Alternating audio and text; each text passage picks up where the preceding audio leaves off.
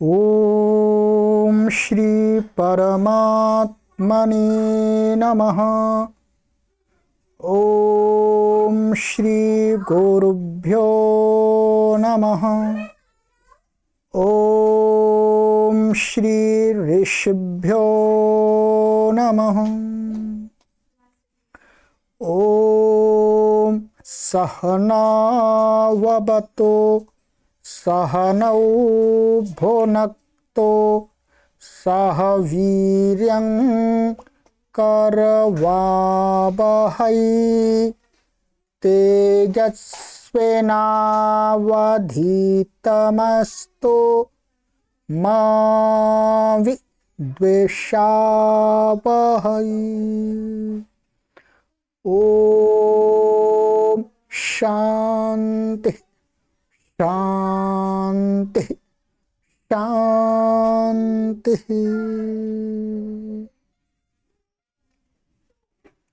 सर्वेभ्यो नमः।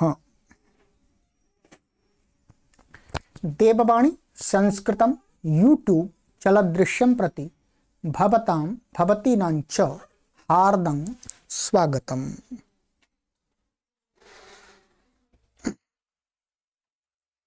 मित्रों, अष्टाध्यायी भाष्य प्रथमावृत्ति पंचमः अध्यायः प्रथमः पादः। कक्षा संख्या 13, 13वीं कक्षा को आज पढ़ेंगे। 13th क्लास को पढ़ेंगे। ठीक है, चलिएगा पुस्तक ओपन कर लीजिएगा। जिनके पास पुस्तक नहीं है वो इसी पुस्तक से भी कुछ लाभ ले सकते हैं। पूरा लाभ तो नहीं मिल पाएगा, परंतु कुछ प्रतिशत लाभ उनको मिल जाएगा। पूरा लाभ लेना है जिन भी पाठकों को संपूर्ण पाणिनीय व्याकरण के ज्ञाता बनना है तो फिर आपको पुस्तकें चाहिए। अध्यापक तभी अपने पाठकों को सही प्रकार से समझा सकता है, पढ़ा सकता है, और पाठक भी तभी ठीक प्रकार से समझ सकते हैं, पढ़ सकते हैं। अध्यापक के द्वारा पढ़ाई गई विद्या का पूरा लाभ ले सकते हैं जब उनके पास में जो अध्यापक जिन पुस्तकों के माध्यम से पढ़ा रहा है वो पुस्तकें उनके पास में उपलब्ध हों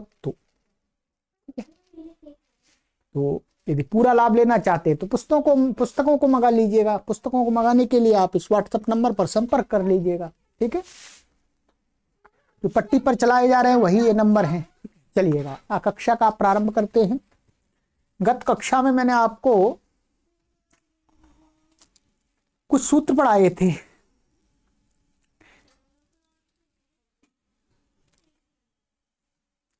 हाँ, यहां तक 88 नंबर तक पढ़ा दिया था मैंने आपको। ये यहां तक चित्तवती नित्यम। ठीक है, चलिएगा आगे पढ़ना आरंभ करते हैं।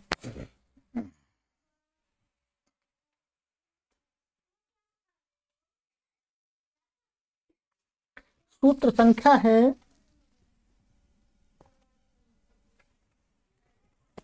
5189। षष्टिकाः षष्टिरात्रेण पच्यन्ते। पदच्छेदः।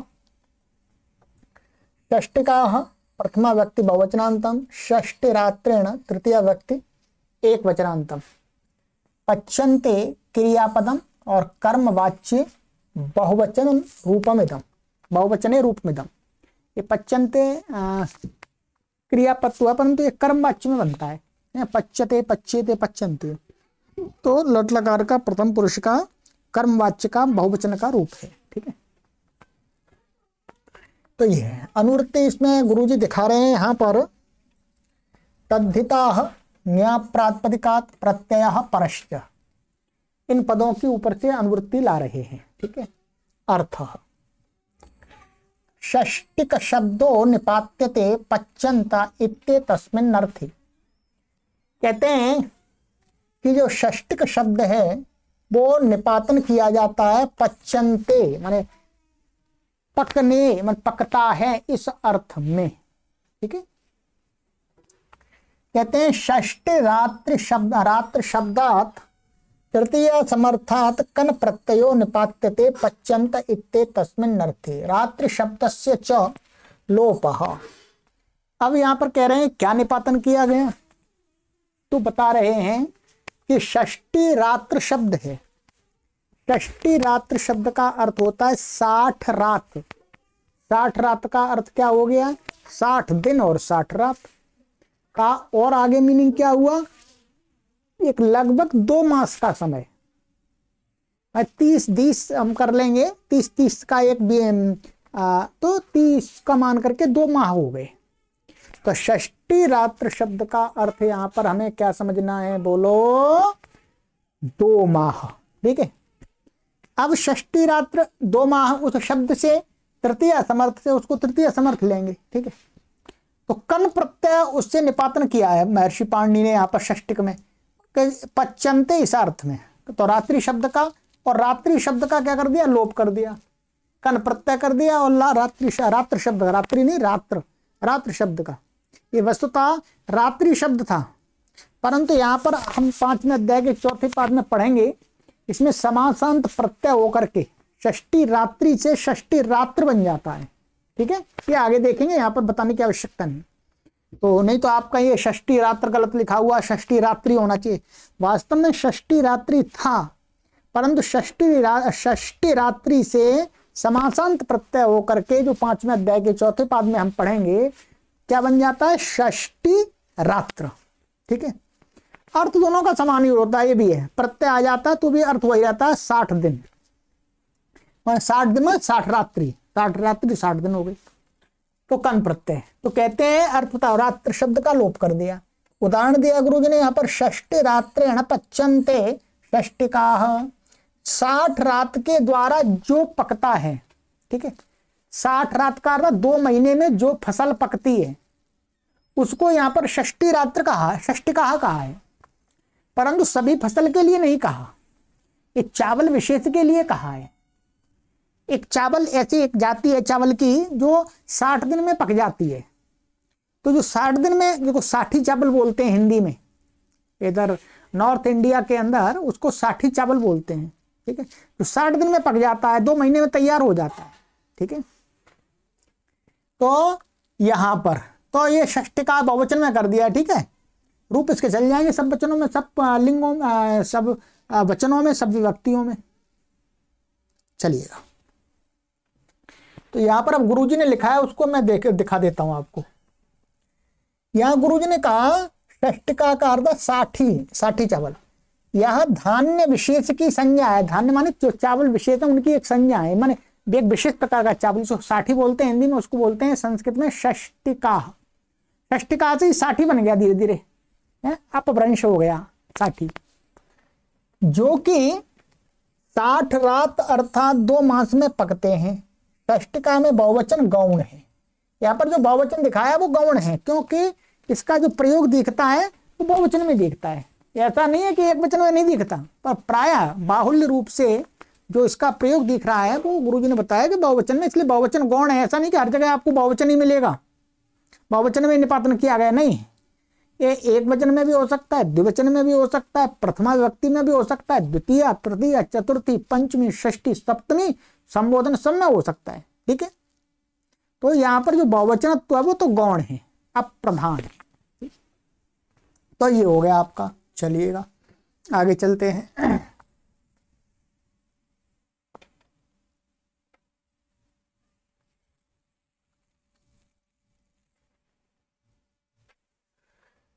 वत्सरांतात छंदसी, वत्सरांतात पंचमी व्यक्ति एकवचनांतम, छह प्रथमा व्यक्ति एकवचनांतम, छंदसी सप्तमी व्यक्ति एकवचनांतम।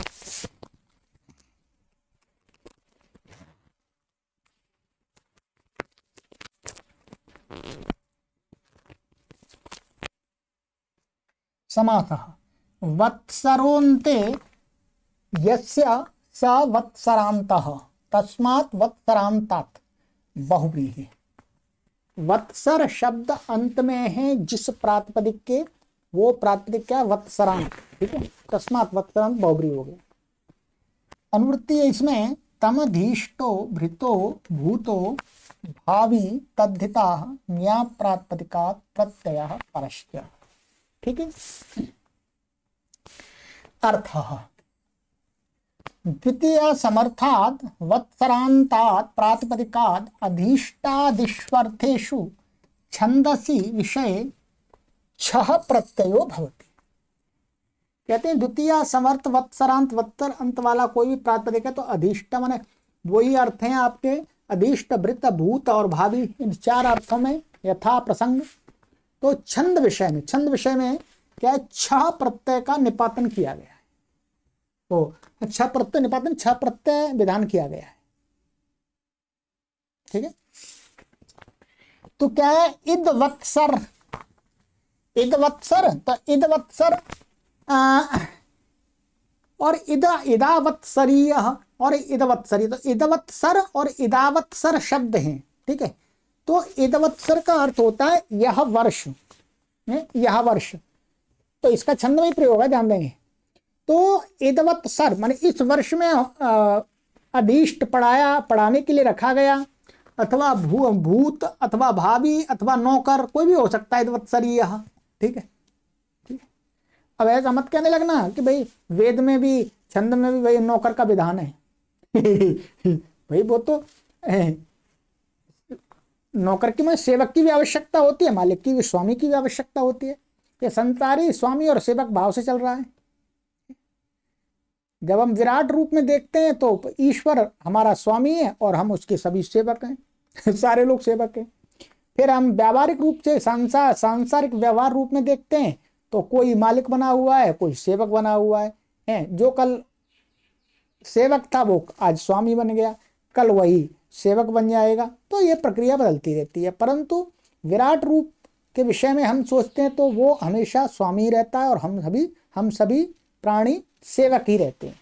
तो क्या बस ये मैंने दूसरी बात भी बता दी आपको साथ में। इदवत्सरीय तो छ हो गया, छ को ई हो गया तो इदवत्सरीय होगा। इदावत्सरीय, ये इदावत शब्द है, इदावत्सर। ठीक है। इदवत्सर है ये। चलिएगा, बाकी इसमें कुछ विशेष नहीं है।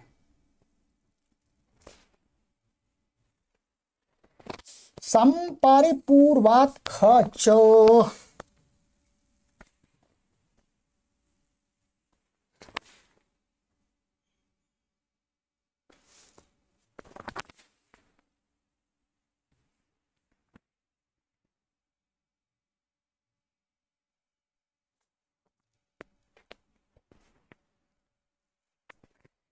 संपरिपूर्वात् पंचमी व्यक्ति उपनांतम ख लुप्त प्रथमांत निर्देशः च अव्ययपदम। ठीक है।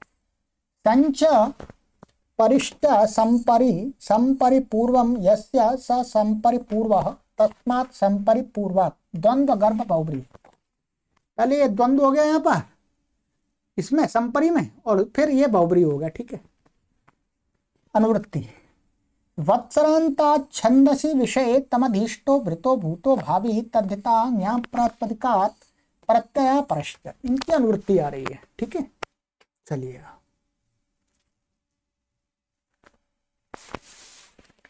अर्थः द्वितीय समर्थात् संपरिपूर्वाद् वत्सरांतात् प्रातिपदिकात् छंदसि विषये धीष्टादिष्वर्थेषु खः प्रत्ययो भवति चकाराश्च।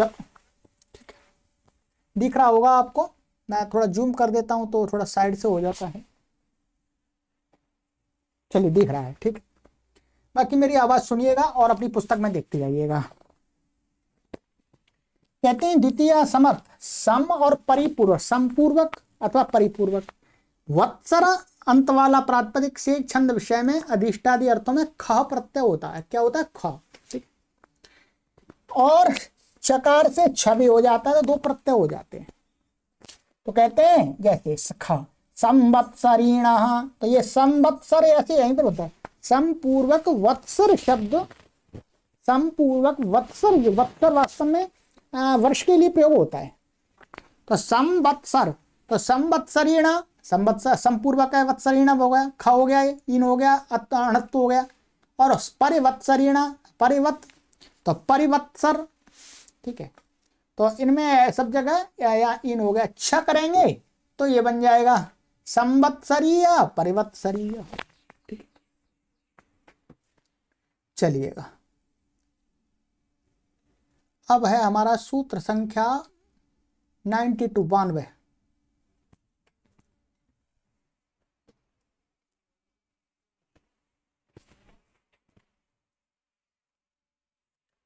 अभी मैं खड़ा नहीं हो सकता हूँ, इसलिए पीछे पीछे ऐसे घूम के देखता हूँ कि वो स्क्रीन पर ठीक से जो मैं पढ़ा रहा हूँ वो वहां पर दिख रहा है कंप्यूटर में अथवा नहीं तो आप ऐसे सोचो गुरु जी ऐसे ऐसे क्या कर रहे हैं ठीक है, नहीं तो मैं पढ़ाता रहूँ वहां पर रिकॉर्डिंग में ठीक से नहीं आ रहा हो तो फिर कोई लाभ नहीं होगा। ठीक है, क्षमा कीजिएगा।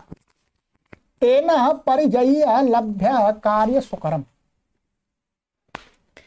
पदच्छेदेन तृतीय व्यक्ति वचनांतम परिजय्य लभ्य कार्य सुकरम प्रथम व्यक्ति वचनांतम समासः। परिजय्य इत्यत्र समाहारो द्वंद्व, समाहार द्वंद्व समास है इसमें। समाहार द्वंद्व इसमें विग्रह आपको यहीं से देख के कर सकते हैं आराम से। ठीक है, परिजय्यश्च लभ्यश्च कार्यम च सुकरश्च, तो परिजय्य लभ्य कार्य सुकरम और तसा बस ये प्रथमांत ये। ठीक है, तो समाहार द्वंद्व हो गया। अनुवृत्ति इसमें ला रहे हैं गुरुजी कालात ठई तद्दिता ज्ञाप प्रातिपदिकात प्रत्यय परश्चैन की अनुवृत्ति है। ठीक,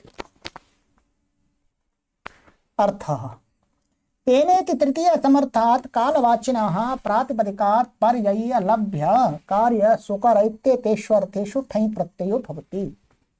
तेनेति तृतीय समर्थ प्रातिपदिक से कालवाची होना चाहिए। ठीक है, कालवाची हर प्रत्यय नहीं, परिजय्य लभ्य कार्य सुकर इन अर्थों में ठई प्रत्यय होता है। अब ये बता रहे हैं कि परिजय्य का अर्थ क्या है, लभ्य का अर्थ क्या है, सुकर का अर्थ क्या है। ठीक है, इन अर्थों में तो गुरु जी कहते हैं परितः जेतुम योग्य परिजय्य, और सब तरफ से जो जीतने योग्य है, जिसको जीता जा सकता है, ऐसे को कहा जाता है। ऐसा राज्य हो सकता है, कोई मनुष्य हो सकता है, इंद्रियां हो सकती हैं, कुछ भी हो सकता है वो, तो उसको बोलते हैं परिजय्य। एवं इसी प्रकार से लब्धुम योग्य लभ्य, प्राप्त करने के योग्य जो कुछ भी होता है उसको बोलते हैं लभ्य, लभ्य। ठीक है, और सुकर, सुकर का अर्थ होता है सरलता, सरल आसान। ठीक है,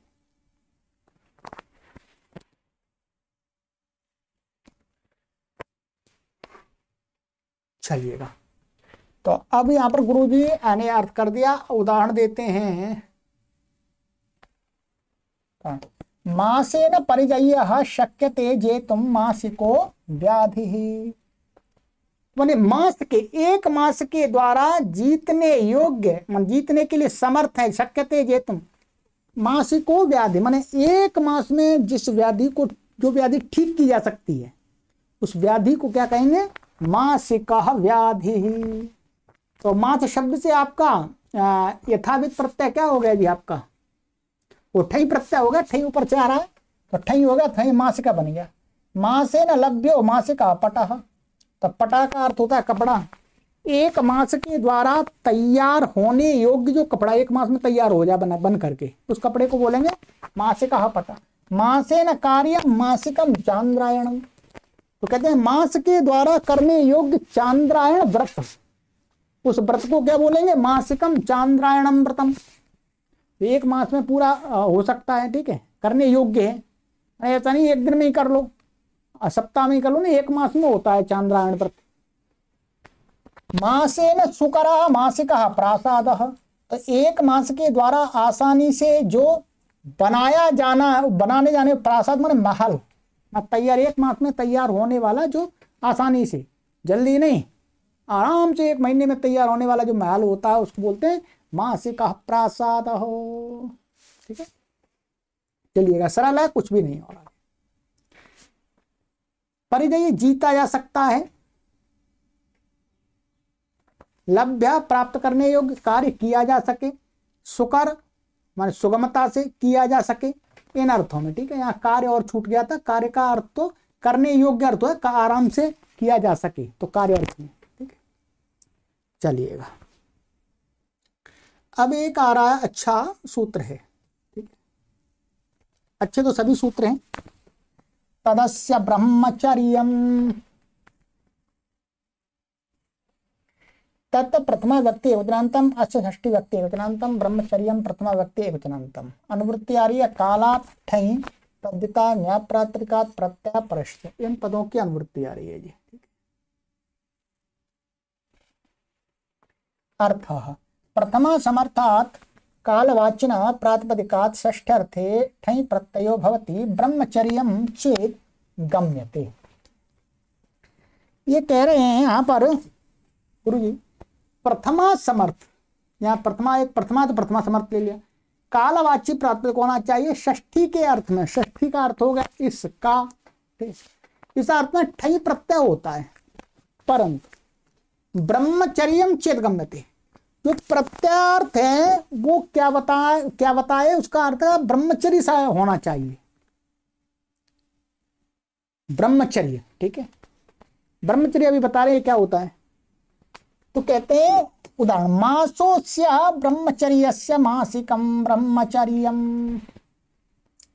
मन मास है, मन एक मास, इस ब्रह्मचर्य का अर्थ हो गया कि पुरुष का वो ब्रह्मचर्य अर्थात जिससे एक मास के अंदर उसका जो वीर स्रवित नहीं हुआ है, स्वप्न दोष आदि नहीं हुआ है, अथवा यदि युवा है उसका विवाह हो गया है तो अपनी पत्नी के साथ उसने सहवास नहीं किया है, वो वीर को धारण करना ही क्या है, ब्रह्मचर्य है वास्तव में। ठीक है, ब्रह्मचर्य का अर्थ और भी है वैसे, पर यहाँ पर वो अर्थ नहीं है, वास्तव में यही अर्थ है। ठीक है, तो माने 1 महीने तक इस व्यक्ति ने ब्रह्मचर्य का माने उस वीर का नाश नहीं किया है, तो इसलिए इसका जो ब्रह्मचर्य जो क्रिया है ब्रह्मचर्य वीर को धारण करने की वो 1 मास की है, 2 मास की, 2 मास से आ जाएगा। ठीक है, तो मासो अस्य ब्रह्मचर्य से मासिकम ब्रह्मचर्यम से यही अर्थ हो गया कि इस व्यक्ति ने अपने वीर को स्वप्न दोष आदि अथवा अपने जीवन साथी के साथ नष्ट नहीं किया है, इसका ये हो गया। ठीक है, तो इससे क्या मालूम पड़ता है, इससे मालूम ये पड़ता है व्यक्ति का आचरण भी ज्ञात होता है लोगों को समाज में। ठीक है, और उसकी शक्ति का भी बोध होता है। अब यहां पर ये तो हो गया प्रथमा समर्थ से, परंतु यहां पर कुछ वैयाकरण लोग महर्षि पाणिनि के इस सूत्र का 2 प्रकार का अर्थ करते हैं। क्या करते हैं? 2 प्रकार का अर्थ करते हैं। तो वो बता रहे हैं, एक तो अर्थ ये कर दिया कि ब्रह्मचर्य, क्या ब्रह्मचर्य माने ब्रह्मचर्य होता है, और एक दूसरे अर्थ से दूसरा अर्थ निकल के आएगा। तो वहां पर कहते हैं अत्र केचित तदिति द्वितीय समर्थ विभक्ति रीति मन्यन्ते। कुछ लोग यहाँ पर क्या है, तत् को कहते हैं, यहाँ महर्षि पाणिनि ने द्वितीय व्यक्ति एक वचन पढ़ा हुआ है, क्योंकि तत् का नपुंसक लिंग में प्रथमा में और द्वितीया में एक वचन में एक जैसा रूप बनता है। तो भाई कोई कह रहा है तो उसकी बात को नहीं काट सकते। तो अत्र केचित माने यहाँ पर इस सूत्र के विषय में केचित माने कुछ वैयाकरण लोग, कुछ आचार्य लोग तद इति माने तद को इति द्वितीय समर्थ विभक्ति मन्यन्ते मन मानते हैं। तस्मिन् पक्षे अयम विग्रह, उस पक्ष में हमको ये विग्रह करना पड़ेगा, और अर्थ भी दूसरा आएगा, ध्यान देंगे अर्थ भी दूसरा आएगा। वहां पर क्या होगा, जो मासम ब्रह्मचर्यम अस्य मासिको ब्रह्मचारी, यहां पर जो 1 मास का ब्रह्मचर्य धारण कर लिया है उस व्यक्ति को कहा जाएगा, उसके ब्रह्मचर्य को नहीं कहा जाएगा। किसको कहेगा, माने जिसका ब्रह्मचर्य 1 मास का है तो वो क्या, मासिका ब्रह्मचारी। ठीक है, तो अब इसमें क्या होगा, मासम ये द्वितीय विभक्ति है, यहां पर ध्यान देंगे। मैं आपको पूरी तरह से क्लियर कर देता हूं।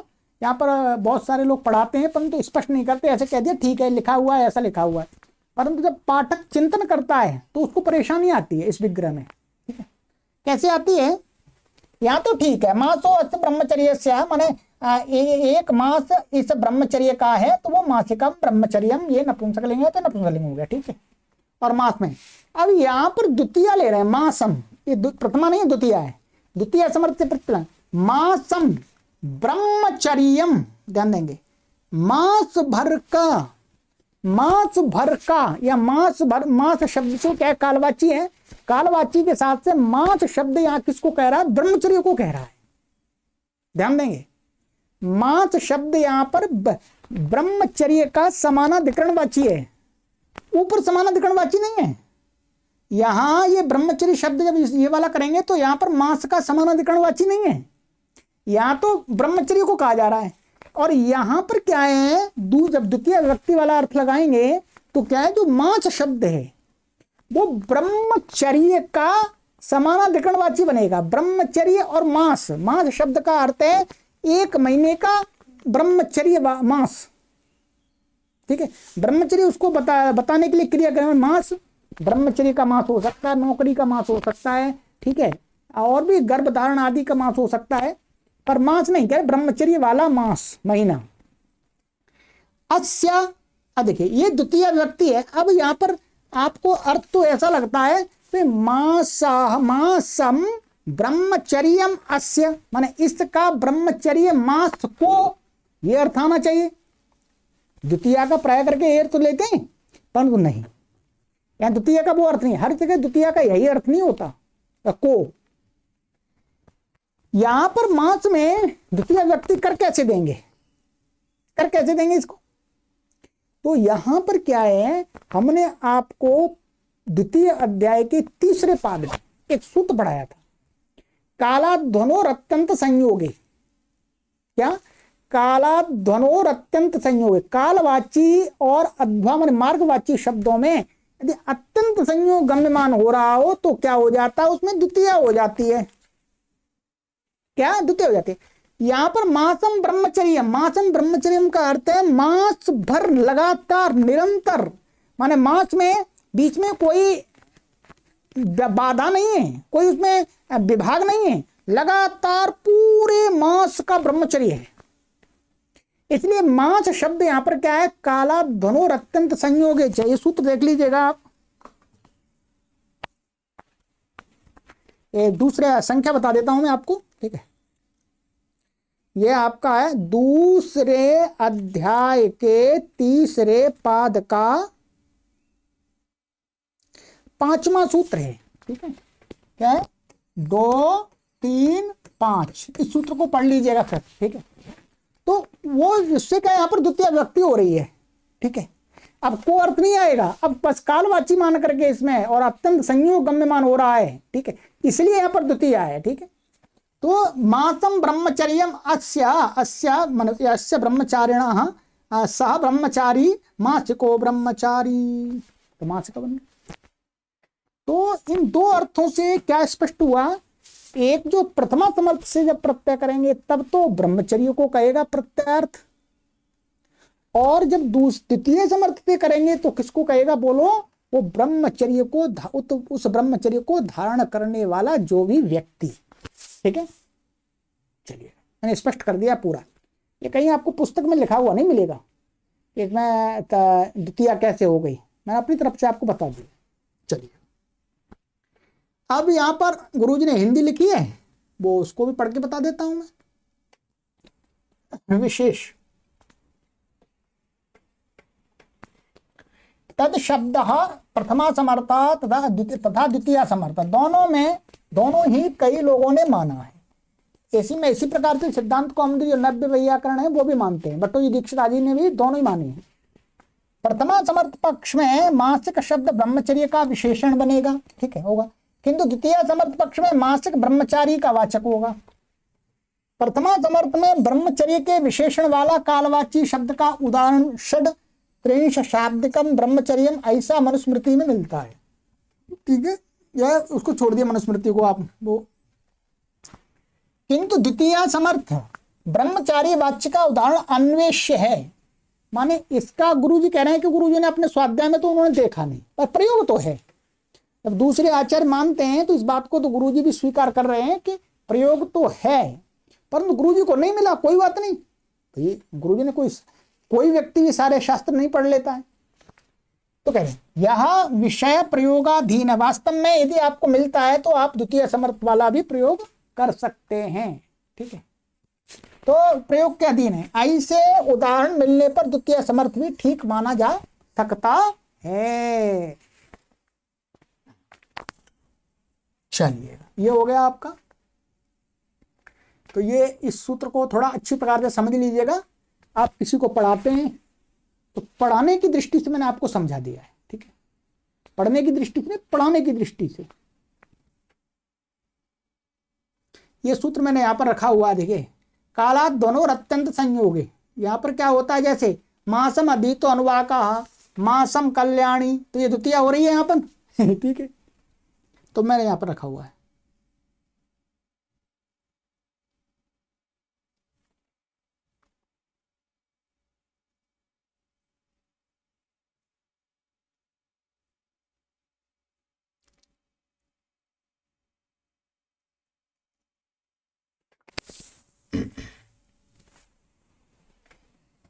आगे तो तस्य च दक्षिणा यज्ञाखेभ्यः, तस्य षष्ठी व्यक्ति एकवचनान्तं च अव्यपदम्, दक्षिणा प्रथमा व्यक्ति एकवचनान्तं, यज्ञाखेभ्यः पंचमी व्यक्ति बहुवचनान्तं। समासः यज्ञमाचक्षते इति यज्ञाख्याः, तेभ्यः यज्ञाखेभ्यः उपपद समास। इसमें उपपद समास किया गया है, ठीक है। यज्ञम आचक्षते इति यज्ञाख्या, उपपद मतिंग से उपपद समास हुआ है इसमें। जैसे कुंभकारः, नगरकारः आदि में समास किया था, वैसे ही समास है। तो ये उपपद समास है। यज्ञ माने यज्ञ की आख्या, आख्या माने आख्या वाले शब्द, यज्ञ को जो कहते हैं, तो हो गया। अनुवृत्ति इसमें दिखाया गुरुजी ने, ठई, तद्धिता, ज्ञाप्रात्मिका, प्रत्यय, परश्चय, इनकी अनुवृत्ति है ये, ठीक है। अब यहां गुरुजी कह रहे हैं कालाद इत्यधिकारोपि अत्र न संबध्यते। कहते कालात, ऊपर से कालात की अनुवृत्ति आ रही थी, तो कालात का अधिकार होने पर भी अत्र न संबद्धते, यहां पर संबद्ध नहीं लग सकता, संबंध है ही लग नहीं सकता, क्योंकि यहाँ प्रत्यय ही ऐसे शब्दों से किया जा रहा है किससे, यज्ञ की आख्या वाले शब्द, और यज्ञ की आख्या वाले शब्द कालवाची हो ही नहीं सकते। तो इसलिए काल की अनुवृत्ति आते हुए भी काल कालात का संबंध नहीं लग सकता है। अर्थ षष्ठी समर्थेभ्यो यज्ञाख्येभ्यः प्रातिपदिकेभ्यो दक्षिणे के तत्त्वन्नर्थे ठई प्रत्ययो भवति कहते हैं षष्ठी समर्थ यज्ञ की आख्या वाले प्रातिपदिकों से दक्षिणा, दक्षिणा तो सबको जानते दक्षिणा, तो दक्षिणा यदि अर्थ है ऐसा अर्थ में ठई दक्षिणा को कहना है तो ठई प्रत्यय हो जाता है। अब देखिएगा, अग्निष्टोमस्य दक्षिणा अग्निष्टोमिकी, वाजपेयस्य दक्षिणा वाजपेयिकी, राजसूयस्य दक्षिणा राजसूयिकी। तो अग्निष्टोम और वाजपेय और राजसूय क्या है, यज्ञ के नाम है, तो यज्ञाख्य हो गए, कालवाची तो नहीं है।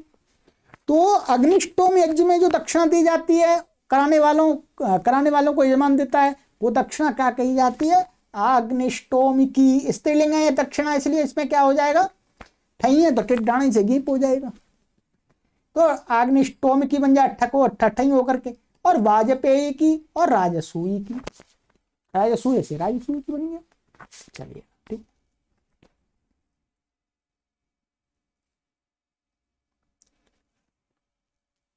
आइएगा, सरल है, कोई विशेष नहीं है। तत्र च दीयते कार्यम भववत्, तत्र अव्यपदम च अव्यपदम दीयते क्रियापदम कार्यम प्रथमा व्यक्ति एकवचनान्तं भववत् अव्यपदम, ठीक है।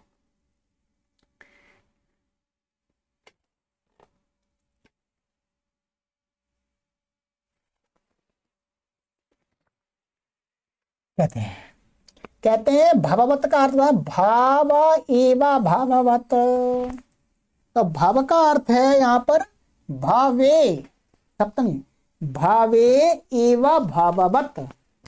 तो भव क्या है, भव से यहाँ पर कहना चाह रहे हैं तत्र भवः, तत्र भव जो सूत्र है भव अर्थ, तो कहते हैं तत्र भव माने उस भव अर्थ में, भव अर्थ में जैसा है वैसे वैसा ही बताने के लिए कि तत् भववत, भव में जैसा है वैसा ही भववत। तो यहाँ पर सप्तम अर्थे वती ही, सप्तमी के अर्थ में वती है, माने भवे एवं भववत, वती प्रत्यय हुआ है। तत्र तस्यैव से क्या हुआ है, वती प्रत्यय हुआ है। आइएगा अनुवृत्ति आ रही है, कालात तद्धिता न्याय प्रातिपदिकात प्रत्यय परश्च, इन पदों की अनुवृत्ति आ रही है।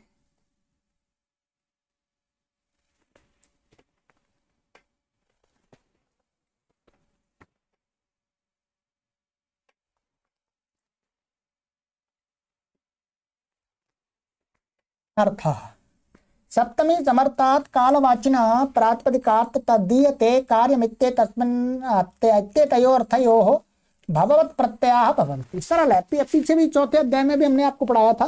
सप्तमी समर्थ कोई भी कालवाची प्रातिपदिक होगा तो उससे दीयते और कार्यम, दीयते माने दिया जाता है, कार्यम माने करने योग्य, इन दो अर्थों में कौन सा प्रत्यय होगा, ठई होगा? नहीं नहीं नहीं, कहते हैं भववत, माने तत्र भवा के अर्थ में, तत्र भवा के अर्थ में वहां पर जिन कालवाची शब्दों से जो प्रत्यय कहा है भव अर्थ में, उन्हीं शब्दों से, उन्हीं कालवाची शब्दों से यहां पर दीयते और कार्यम अर्थ में प्रत्यय हो जाएगा।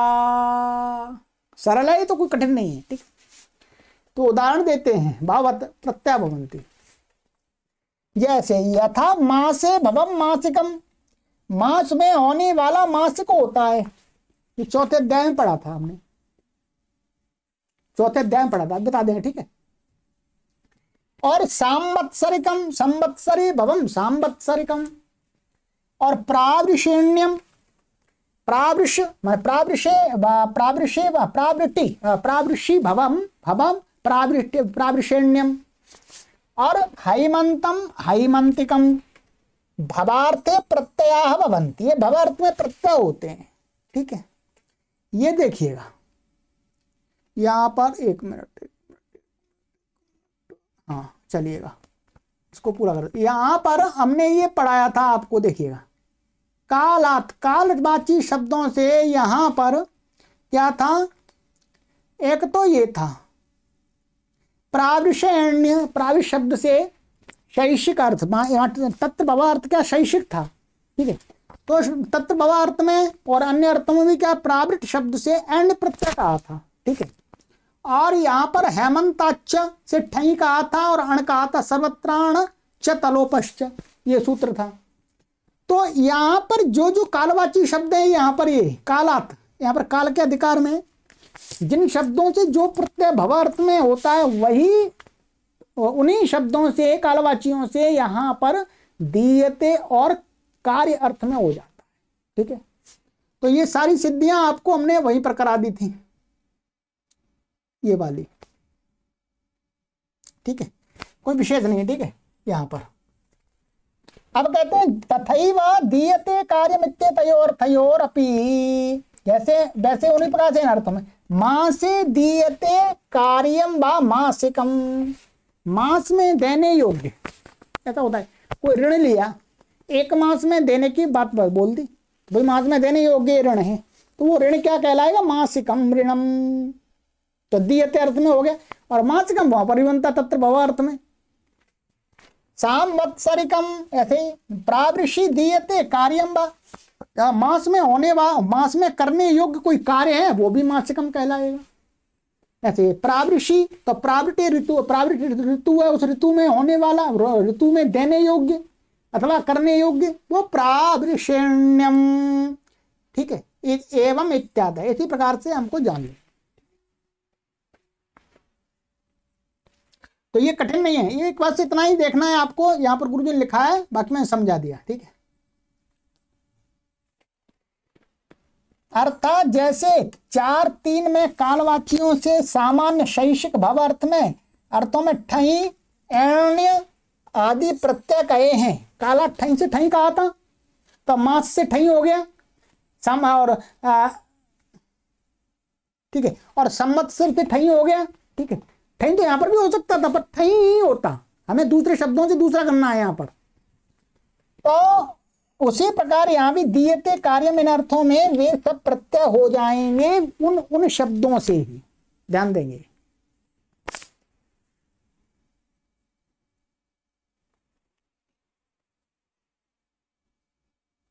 चलिएगा, व्युष्टादिभ्योण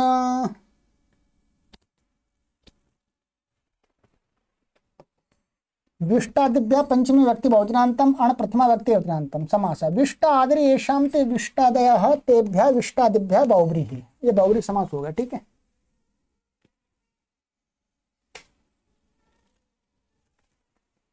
अनुवृत्ति तत्र दीयते कार्यं तद्धिताः ज्ञाप्रातिपदिकात् प्रत्यय परस्य, ठीक है।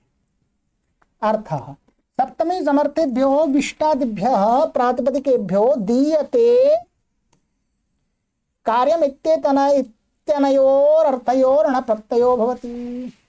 कहते हैं सप्तमी समर्थ विष्टादि गण हैं, उसमें शब्द पड़े हुए हैं, तो विष्टादि प्रातिपदिकों से दीयते और कार्यम इन अर्थ में क्या हो जाता है, अण प्रत्यय होता है।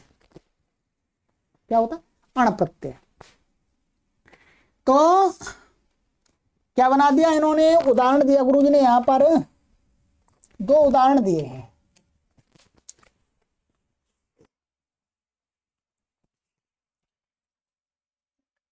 व्युष्टे दीयते कार्यम वा वयुष्टम, ठीक है। तो ये वयुष्टम हो गया आपका, और नित्य दीयते, नित्य शब्द है यहां पर, नित्य दीयते कार्यम वा नैत्यम, अण हो गया। क्या हो गया, अण।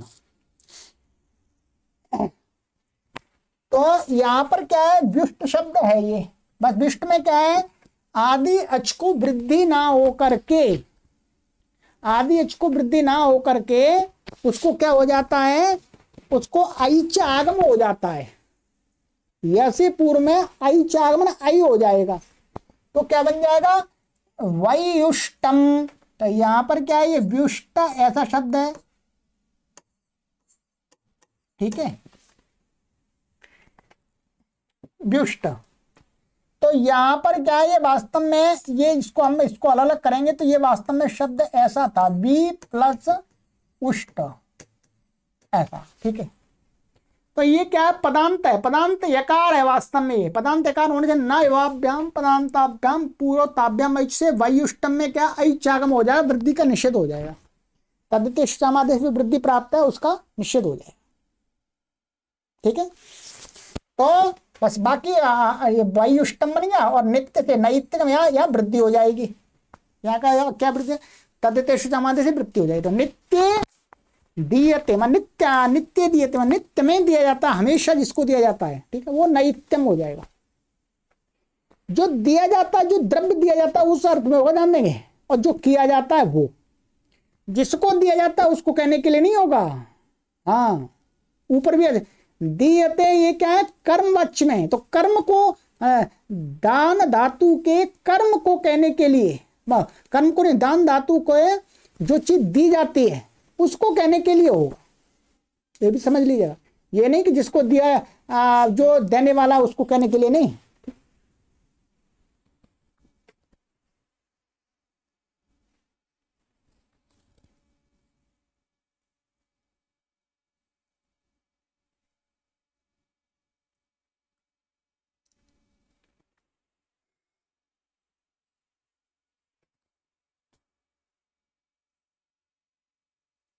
चलिएगा, तो ये आज हमने यहां तक पढ़ लिया, काफी पढ़ लिया, ठीक है। चलिए, ठीक। तो अब आगे 97 नंबर से आगे करेंगे, प्रारंभ करेंगे। काफी सूत्र पढ़ लिया आज हमने।